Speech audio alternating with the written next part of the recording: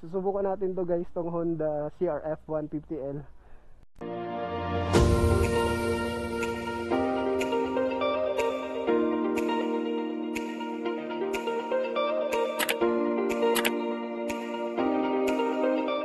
Pangarap ko to eh, enduro.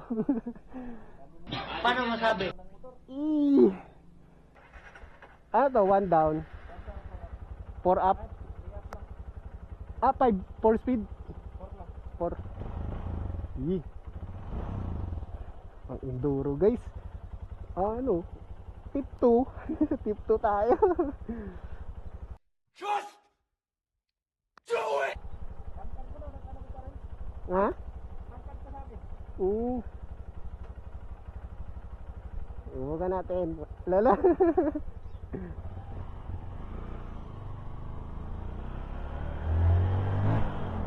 I feel good! Ming, alis. Ang ganda naman ito guys.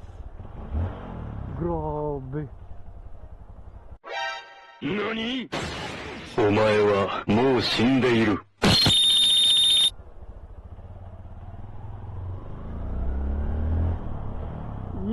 Ang ganda.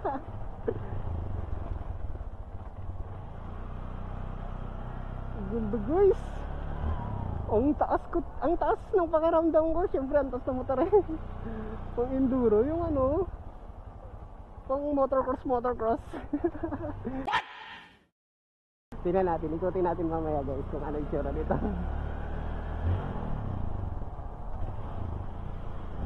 Grabe, sulit.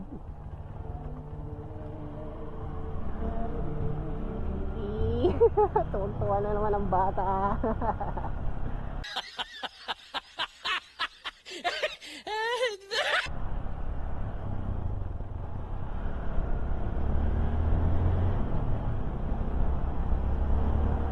Grabe yung power.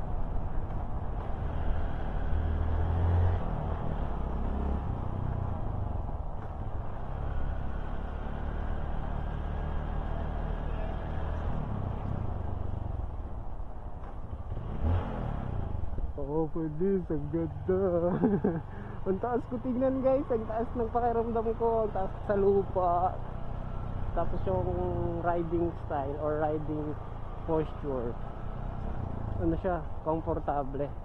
Sobrang taas oh. Tingnan mo, kahit nakababa yung pa ako. Hindi pa rin abot. Tipto tayo. So, ikutin natin guys yung itsura niya guys.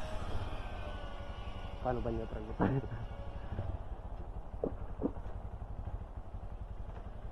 Ayun, nakita ko na. Tingnan natin. Ayun, nakita ko yung neutral oh. Kala nyo guys ha. Alam ko mag-neutral yan. Parang ano lang to eh, Winotex eh.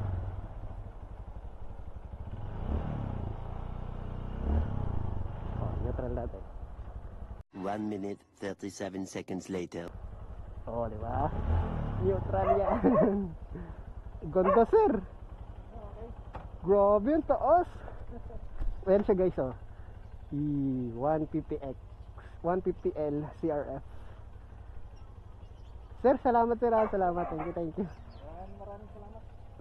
Ayan, dinikit na sir yung sticker natin. Nagpagawa kasi si sir ng ano, B50, Akaso B50 na external mic tapos combo. Nasolve na raw yung problema niya sa wind noise.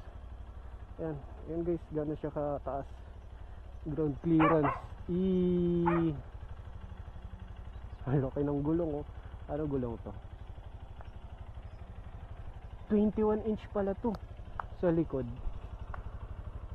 18 inch. So bro, pang enduro guys. CRF 150L Honda. Solid, nakadrive na naman tayo kahit dito lang.